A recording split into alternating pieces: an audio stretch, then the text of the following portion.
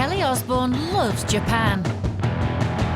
And she's going to discover it for herself, up close and personal, by taking the ultimate working holiday. What? Ridiculous. There are a couple of glitches. She doesn't speak a word of the language. And her resume is a little short of appropriate work experience. Do I look like I've ever been a waitress before? But that won't stop her. She'll throw herself into a series of Japanese jobs and activities that will test her love of Japan to the very limit. Oh! They wanted me with my back arched on my knees, like with my legs spread. Her 5-week journey will take her deeper and deeper into the heart of Japan. From the tough... It's gonna chop my head off. ...to the exasperating... Just like a fucking bowing. So over it today. ...to the weird and beyond. Disgusting. Down roads she didn't even know existed. It's brilliant. Will the mystery of the East have a lasting effect? Or will she be lost? In translation. Japanese people like talking like babies, and I don't understand why.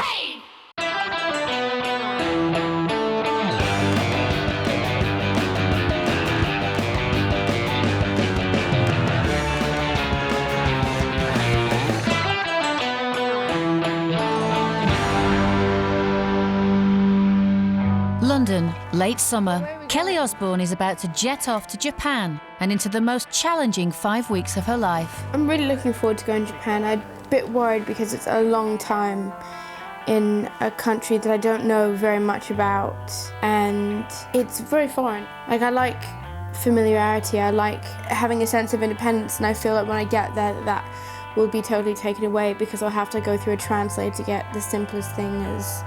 But at the same time, I'm looking forward to experiencing a whole another world. Her aim is to get beneath the skin of one of the strangest cultures on Earth by taking the ultimate working holiday. There's lots of jobs that I'll be doing. Some of them I really don't understand, and I'm not sure if I'm going to like. One thing is for sure, though, Kelly certainly isn't a shrinking violet. Just how will her sometimes outspoken attitude go down in one of the politest places on Earth? It's going to test me in so many ways, because it's going to test my tolerance levels big time, because I give respect when respect is due, not because somebody tells me that I have to respect them. I'm a bit worried, and it's a lot of pressure on me. But will spending 5 weeks in Japan change her in any way? Or more importantly, will she let it? My hope is that I come away learning something, whether it be good or bad, but about this culture and something about myself. After an 11-hour flight, Kelly arrives in Tokyo and her home for the next few weeks, an apartment block right in the city centre. The flat's amazing. It is not what I expected. I expected to be sleeping in one of those little cubby holes with a bottom drawer. To help her navigate the heart of this strange culture, Kelly will be helped by Yumi Shimizu, a native Japanese speaker who has previously lived in Tokyo. Nice to meet you. Nice to meet you too. Welcome to Japan. Thank you. It's probably important for Kelly to know that many things that she will be trying, maybe no other Westerner has experimented or actually been through, yeah? Which means that if she gives up in the middle, then again, she will just be proving to the Japanese that Westerner will never understand Japanese culture. Will Kelly indeed be able to hold her own in this strange and foreign land? Only time will tell. One thing's for sure, though, she doesn't waste any time getting to grips with the basics. The toilet paper is like newspaper. I'll get a paper cut if I wipe my ass with that. So I'm having issues with the toilet. If you are a boy, you press this button. If you're a girl, you press this button. I know you can turn the heat up on it. There's like a little thingy that like moves out and it squirts you in the arse. Maybe I shouldn't push things, I don't know what they are. Oh. Ah! It's gonna start squirting! Did it come out?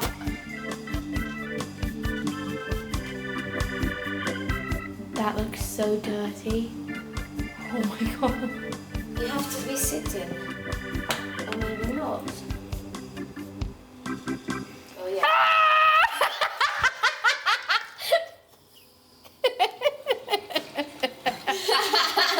I couldn't see it happening really. It's squirting on the wall! That is so disgusting! After getting to grips with the toilet, Kelly hits the sack.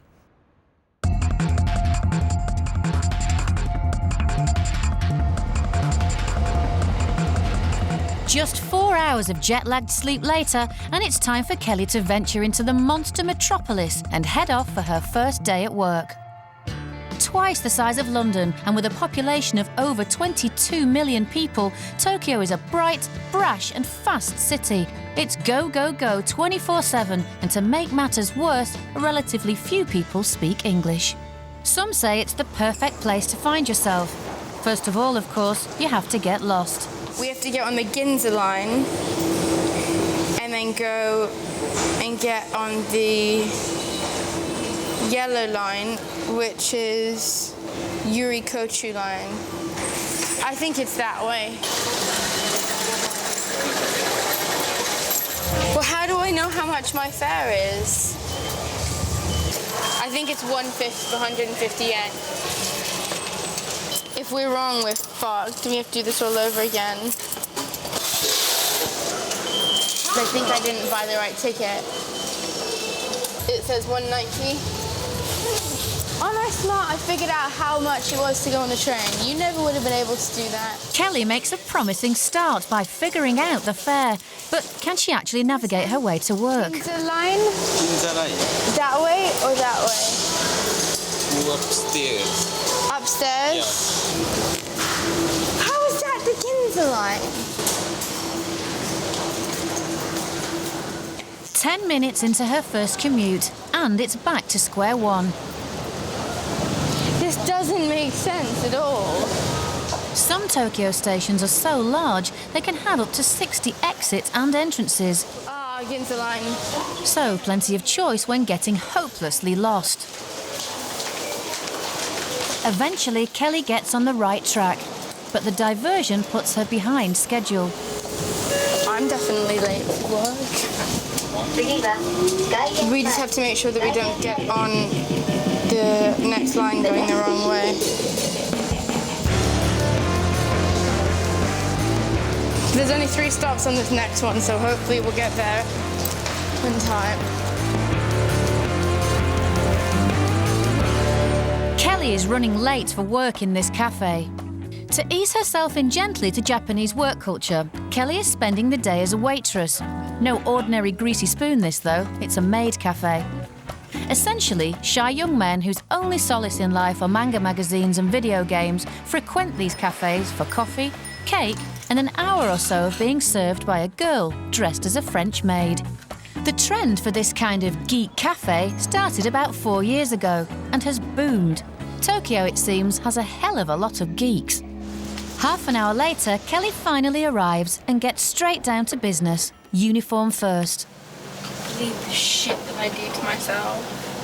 Just drugs. Then, Kelly receives some on-the-job training from the manager. First, the correct way to greet customers. Then minus. Okay, In Japan, you're a maid and the customer is a master. okay. Welcome to the Maid Cafe Master. How many of you will there be? Next, the etiquette of serving. Maids have to bow and must ask the customers if they would like milk or sugar in their coffee, and if they require the maid to stir it for them. Finally, Kelly has her photo taken for her gift cards. Basically, if a customer orders more than 2 drinks, they get a discount and the chance to keep a photo of their favourite girl. I don't know what it means. It means like a cat. Oh. Then they'll make us a card. Okay. User cards.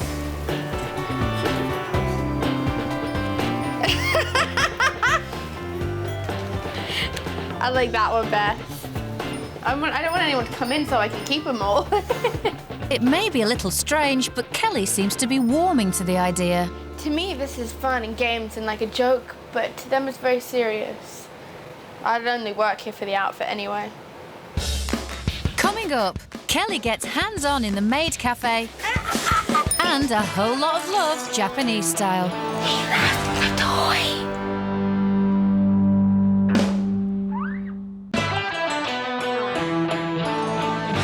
Kelly Osbourne is in Japan on the ultimate working holiday.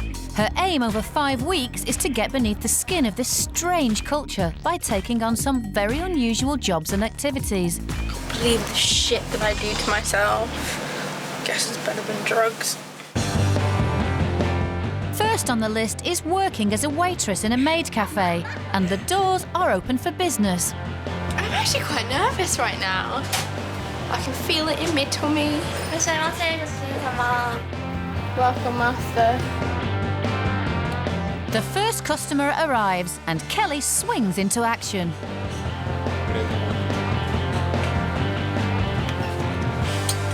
It's really weird because I can't understand what he's saying and he can't understand what I'm saying. I think he asked for a coffee, but I'm not sure.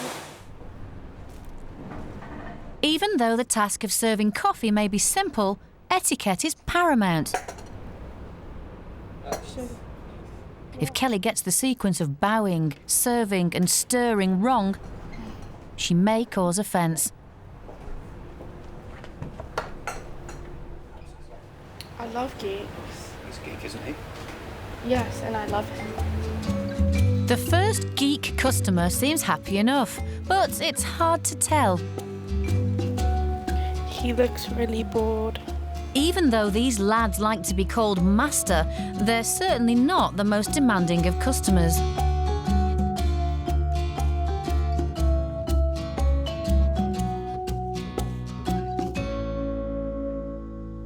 Moments later, though, Kelly has 2 more on her hands.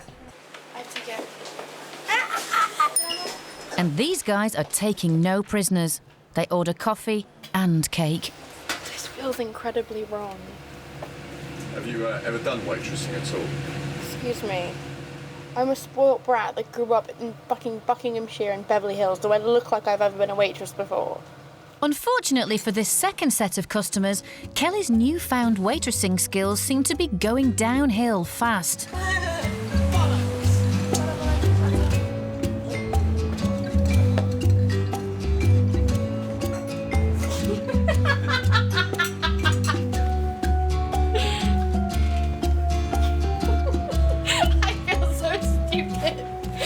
Arigato. I'm crap at this. Crap or not, with the geeks happy for the minute, Kelly passes the time with a moment of reflection.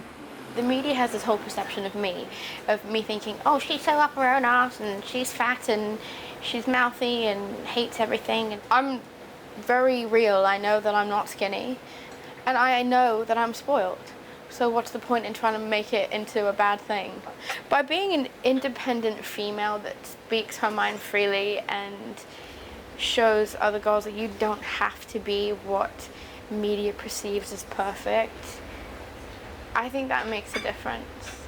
And if I can help one girl not hate themselves because they don't look like Paris Hilton, then I've made a difference, and that means more to me than anything. But the only thing that will make a difference to her customers is prompt service.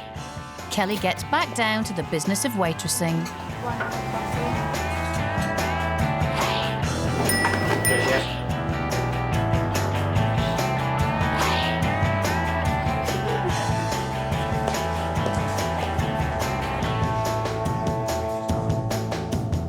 This is so confusing.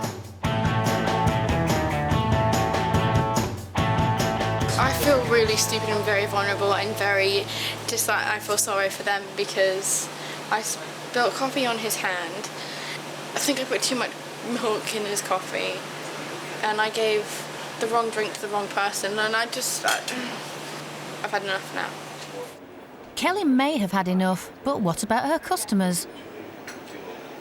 初め2回持ってきてもらったんですけど、初め無言だったからあれと思いましたけど。最初からこうと。全部、okay, he actually didn't like the fact that it was her pouring the milk because he preferred if she asked. You know, to every day have a different challenge to overcome the language barrier, but still put forth the fact that I'm here to have a good time and be respectful and learn about their culture is my challenge for every single day that I'm here. Kelly has experienced a rude awakening to the problems of working in a place where you can't understand a word anyone says. Luckily, the next task doesn't need much translation. Upstairs from the cafe is the maid massage parlour, where tired customers can relax for half an hour or so with a quick hand massage. Before any customers arrive, the cafe manager volunteers as a live model.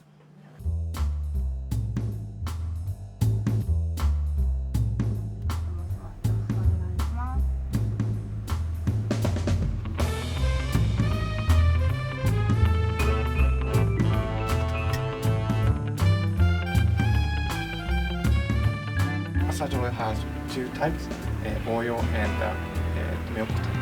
Start from the center and do the fingers, and you do turn around like this way, and you do this way. Okay. And you go back again, and that's end. And you do that for 5 minutes. Okay.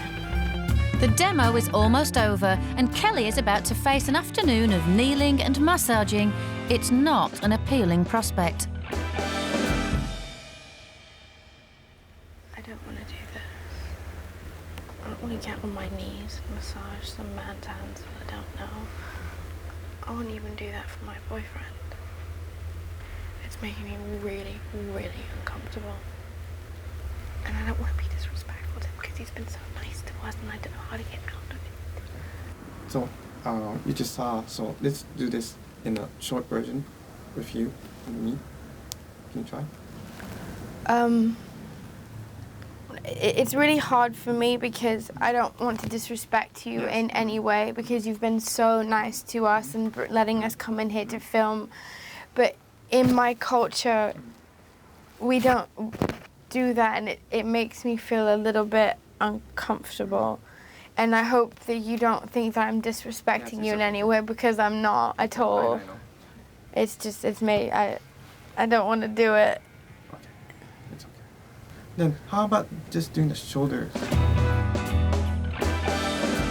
Being in that room and then him in a chair and then putting the thing over his legs and just like I can only imagine what those poor girls actually have to do. It turns something that can be very innocent and sweet into something that in my mind is so sexual and pervy and dirty and like these women. Like I asked the woman, "Do you like your job?" and she went, "Yes." And I could tell, even though I don't speak Japanese, that she fucking hates her job.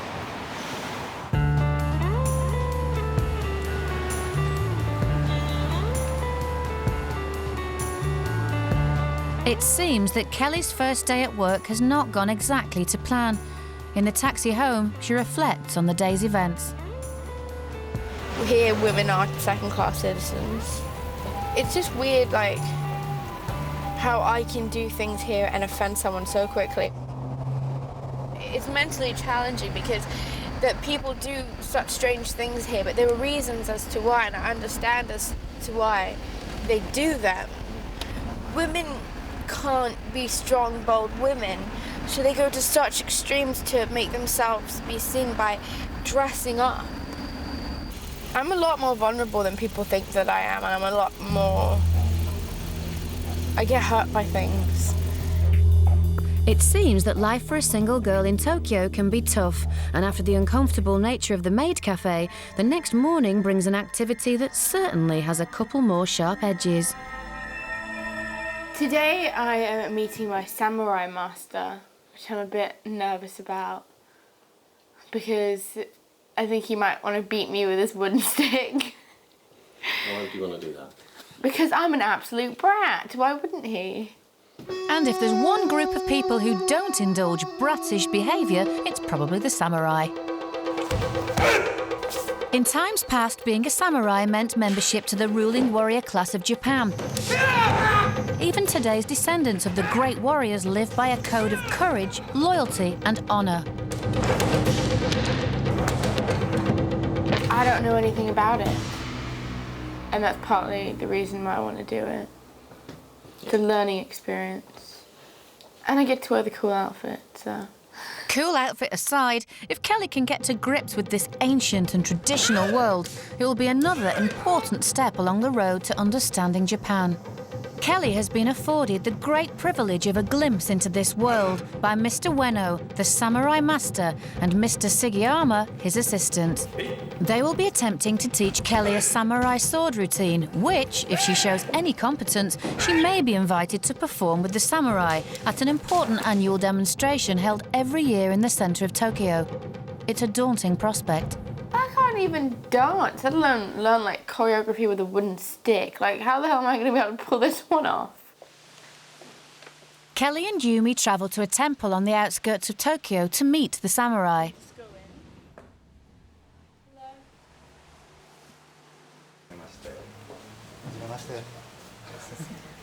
I'm Kelly. Kelly, Nice to meet you. nice to meet you. すごいなんかお人形さんみたいな綺麗な人と一緒にできて嬉しいって言ってください。He says that he's very, very happy to be with someone so cute like a dog. Thank you. Kelly makes a good first impression and is issued with her sword. There's just one small snag. I thought that I was going to be using a stick.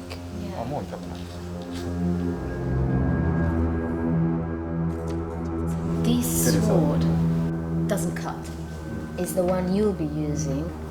The end's a bit scary, but... これをはい。 Even though Kelly's sword is deliberately blunt for training, in the wrong hands it's still a deadly weapon. The master's sword, however, is the real deal. 700 years old and deadly sharp. For the master, though, it's more than just a sword. 刀を扱うということは心を扱うということです。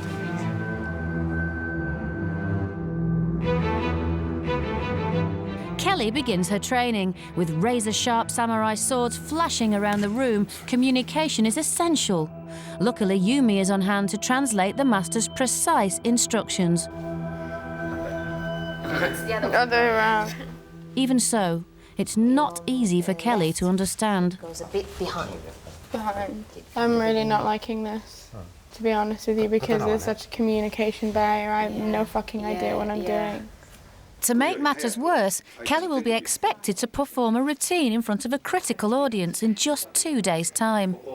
It's frustrating because there's such a language barrier and I'm left-handed, it's a right-handed tradition. It got me seriously like I was about to fucking hit someone. I don't think I'm quite turning that Japanese yet. Kelly certainly seems to be finding this part of Japanese culture quite difficult to click with. And when she leaves the temple after the first day of practice, she makes 2 errors that offend the samurai master. We try to leave the temple, and Mr. Ueno is pretty angry. We just left them behind after saying goodbye. However, we should have sent them off first, and we should have waited them leave, and Kelly should have done that as well. It seems that by leaving before the samurai master and not cleaning the temple, Kelly has caused offence.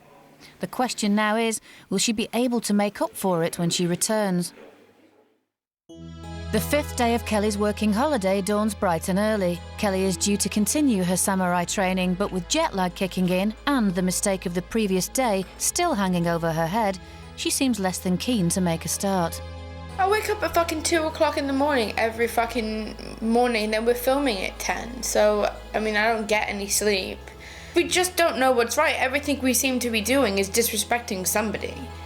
So it's like a fucking bowing, and I have bruises on my knees from always sitting down, and it's just like... I'm so over it today. Just over it today. I don't want to be a fucking samurai. Do I look like I want to hold a sword? It's not a wooden stick like everyone told me it was going to be. It's a fucking sword. Last time we were there, we all got fucking yelled at. Like, I don't want to do samurai training. I don't want to be a fucking samurai.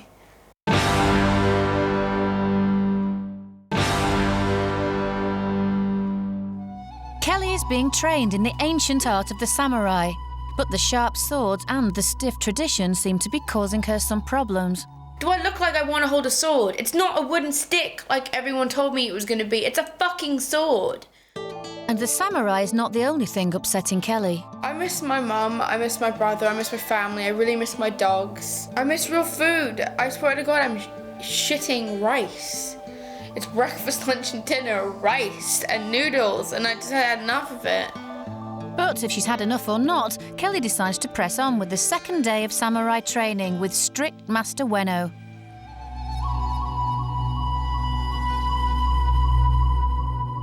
You say one wrong thing and I feel like he's gonna chop my head off.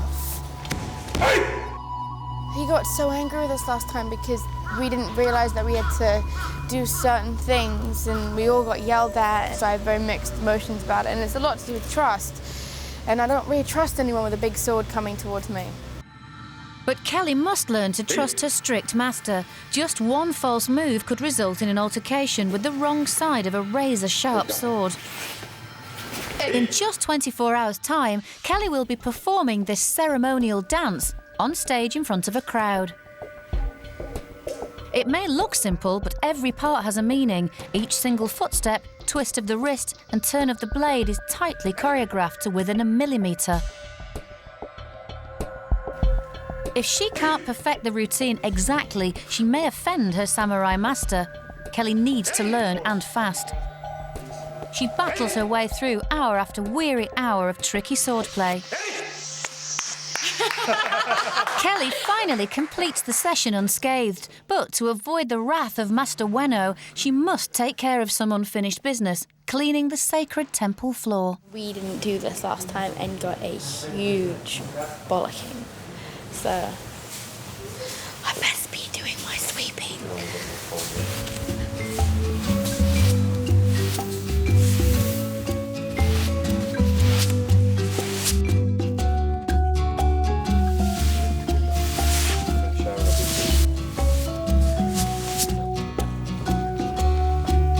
Kelly may have swept her way into the master's good books, but is she ready for tomorrow's samurai challenge?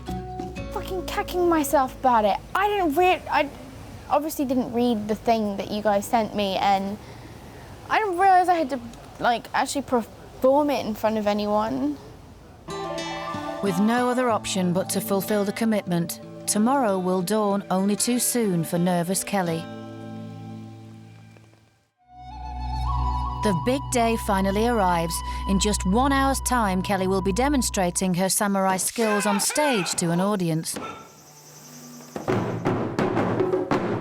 Samurai tradition is still very much alive in Japan. Practitioners and devotees alike treat events like this with a high seriousness.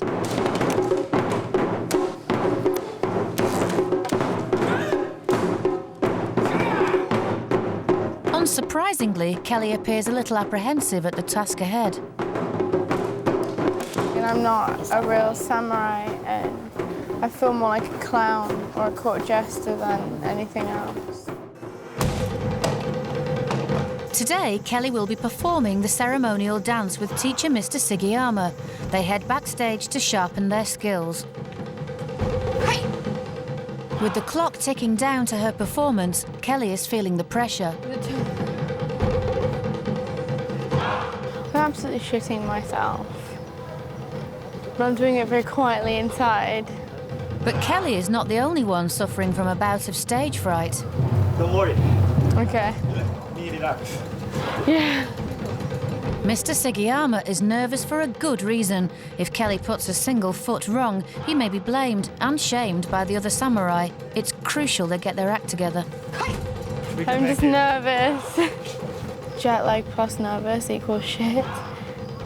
The moment of truth has finally come. Teacher Mr. Sugiyama offers Kelly one last piece of ancient samurai wisdom. Is your leg okay? My leg? Yeah, break your leg. Oh. And Kelly needs all the luck she can get. Strict Master Ueno will be scrutinising every move, and he's not the only one. Every single samurai is watching for the slightest error in this seemingly simple routine. It might not be Kill Bill, but there is still samurai honour at stake.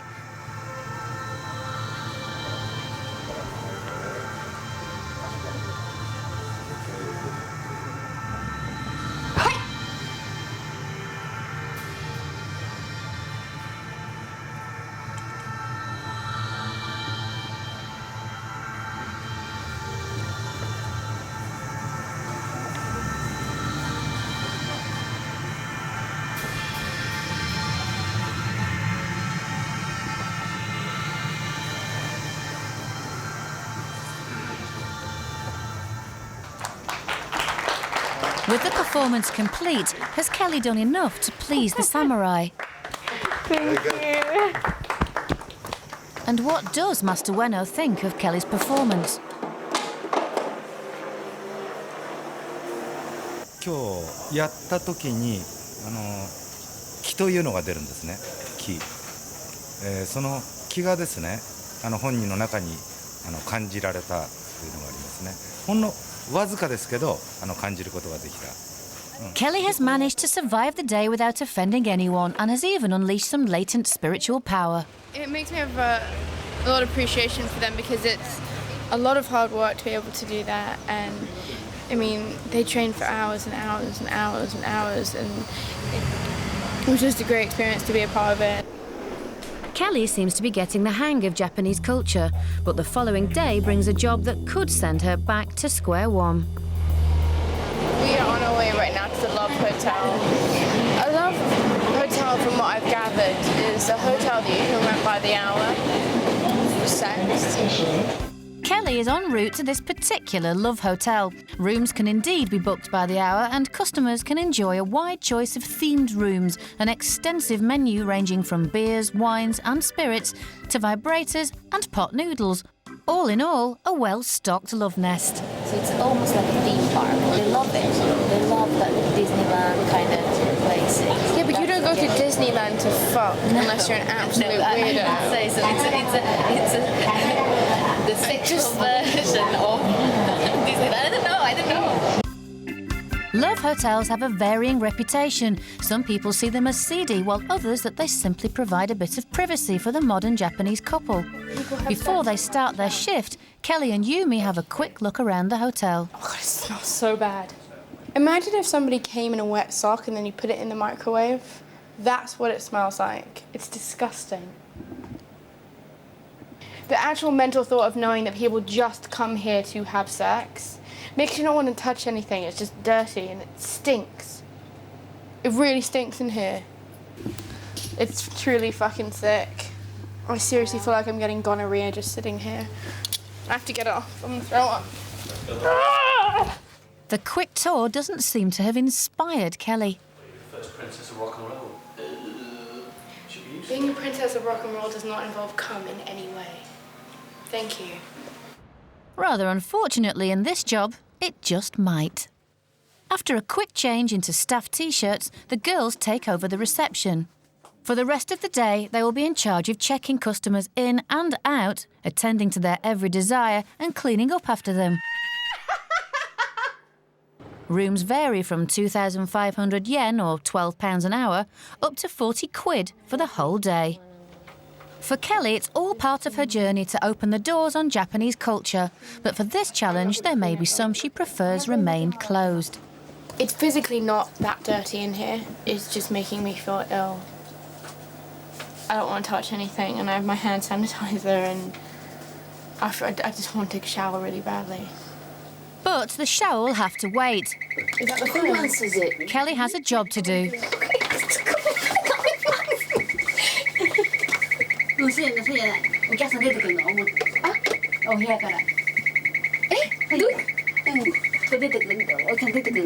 A customer is coming out of the room, apparently. With a couple of guests leaving, it's time to tackle the till. If it's 5,300, he gets 4,050 back. I don't know. That's how much he gets back, because he gave us 10,000. I think it's wrong. How is that wrong? Because it's 5,350, isn't it? 5,350. Oh, hold on. I can't count anymore. Okay, Yumi. Okay, it's 5,350. 750, that's So then he gets- 750. So he gets 5 of these. No, 1 of these and 2 of those. 3 or 5. 4. 3. Yumi! He gave you how much? 10,000. Then it's 4, that's yeah. fine. Arigatou gozaimasu. I don't like this. It's really uncomfortable because I know you're uncomfortable, Yumi, but and you don't know what you're doing, but you speak the language and I don't. I'm really lost here. Oh, God. Oh, Okay, sorry. now No, I if can't you want to understand this, it. No, you have to. I can't understand it. はい、フロントです。タクシー乗り場の方なんですけど。What room? 307, beer and Coke. Just... No, shake you. Kelly heads off upstairs with the order. I've got to take this to room 307 and I don't want to look at them or anything. God. Running a hotel of this size definitely requires some skill, and it seems that Kelly and Yumi are a tad out of their depth. We haven't had any training. We don't know what words to say. They ask a question and I'm like, You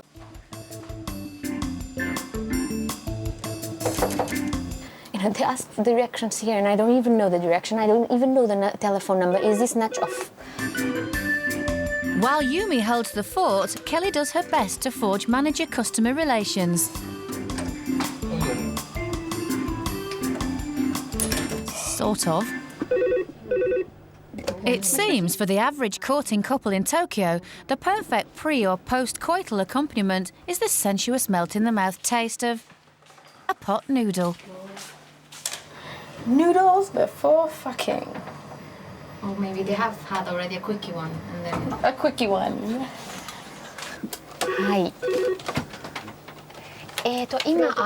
But one man, it seems, prefers to string his afternoon out with a more international elixir of love. 今の時点では205だけですね。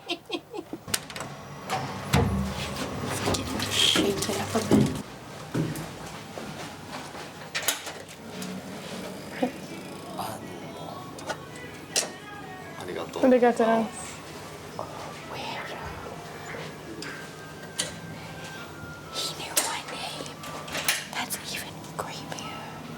I think he's a fan. The pervert in 307 is having sex. Have you heard any funny noises yet? Yeah, it's gross. You can hear everything. This is very uncomfortable. Coming up. Oh my God! Things get even worse for Kelly. No fucking way am I touching any of this.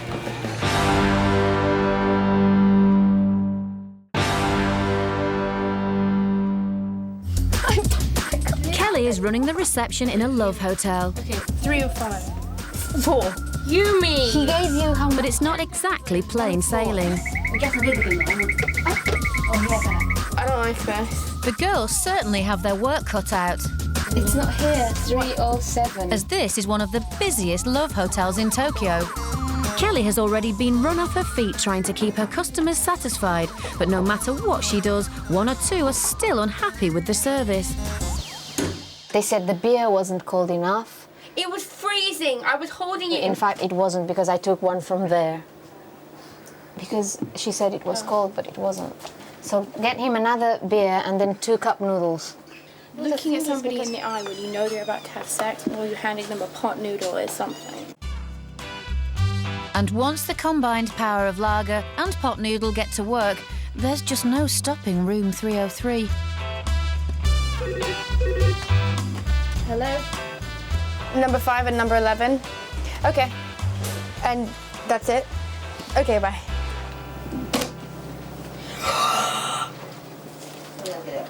So she wants the prickly dildo and... Fucking hell. That's some hardcore shit, like the bondage. I guess I'm sorry, but that looks mega There it looked painful. like silver, didn't it? No, it looks see-through. Then the fluff and tickle bondage set.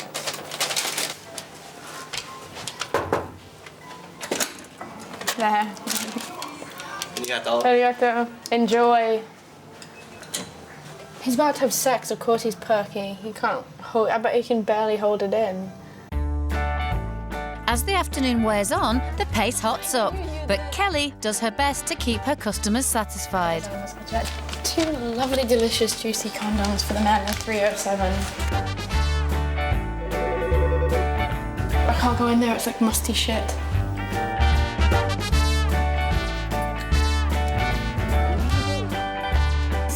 And the 12.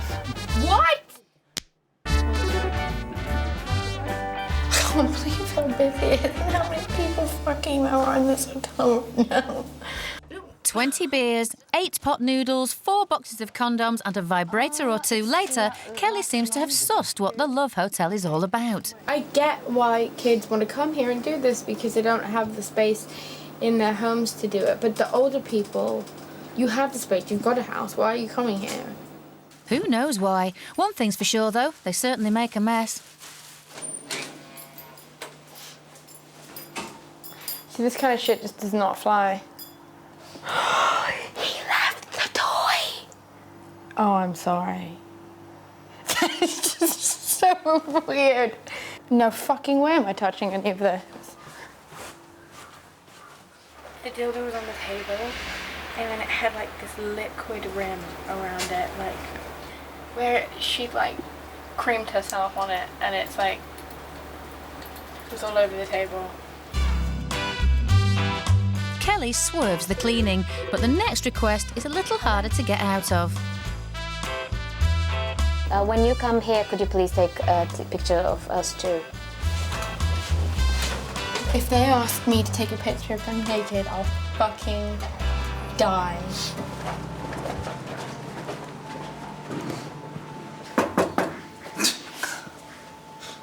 Please don't be naked, please don't be naked, please don't be naked. Can you hear that one? Hi. Hi. Thank you. Could you take picture? Yeah, a picture, please. Sure. Hey, what's funny? We seriously? Thank you. You're welcome.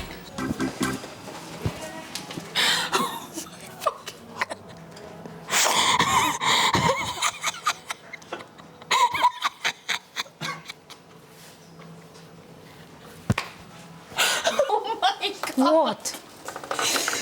So she asked about the cup noodle, and then she goes, "You take a picture." There's porn on the TV, and then he's tied up and blindfolded, and she's on top of him giving the peace sign like this, making me take a picture, and I'm like, and she goes, "What's so funny? We're serious." Serious or not, the day is finally over, and while Kelly may not be going into the Love Hotel business anytime soon, it's certainly given her plenty to think about. To me, I mean, it's normal human behavior. Sex isn't something that people should be afraid of, but at the same time, I don't want to know when it's going on. So that part of it made me very uncomfortable. I just don't want to do that again. I'll never go in a Love Hotel again. No fucking way. A couple of hours later, back at the apartment, and Kelly seems to be feeling the strain of the last few days. It's hard to be here, alone, in a country where I can't understand what people are saying. I just don't feel like I'm experiencing the fun side of Japan yet. More just the pervy, you know.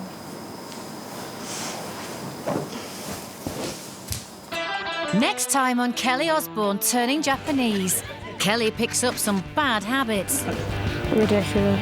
And gets some unwanted attention. I came close to tears. I'm not into that at all, and I feel like a fucking cunt.